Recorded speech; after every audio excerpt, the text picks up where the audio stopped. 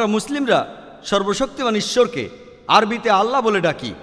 আর যে কারণে আমরা সর্বশক্তিমান ঈশ্বরকে আরবিতে আল্লাহ বলে ডাকি, ইংরেজি শব্দ গড না বলে, সেটা হলো ইংরেজি গড শব্দটাকে নিয়ে আপনি অনেক কিছু বানাতে পারেন।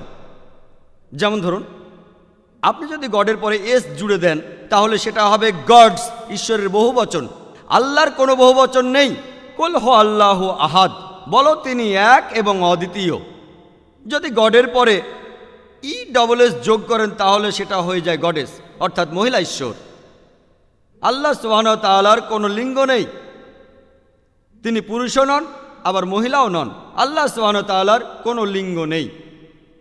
আল্লাহ শুধু একটাই শব্দ। যদি গডের সাথে ফাদার শব্দটা যোগ করেন তাহলে হয় গড ফাদার, সে আমার গডফাদার, সে আমার অভিভাবক। আল্লাহ আব্বা বা আল্লাহ ফাদার বলে কিছু নেই ইসলামে। যদি গডের সাথে মাদার যোগ করেন সে হয় গড মাদার।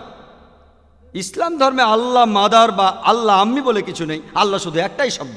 যদি গডের আগে টিন শব্দটা লাগান তাহলে সেটা হয়ে যায় টিন গড, যার অর্থ নকল ঈশ্বর। ইসলামে টিন আল্লাহ বলে কিছু নেই।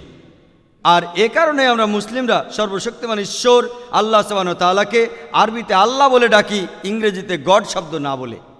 কিন্তু যদি কোনো লোক, কোনো মুসলমান আল্লাহ সুবহানাহু ওয়া তাআলাকে গড বলে ডাকেন, তাদেরকে বোঝানোর জন্য যারা আল্লাহ সুবহানাহু ওয়া তাআলা সম্পর্কে জানেন না, এতে যদি তারা বোঝে আমাদের কোনো আপত্তি নেই। তবে এখানে সঠিক শব্দটা হলো আল্লাহ, ইংরেজিতে গড না বলে এই শব্দটা এক্ষেত্রে ভালো।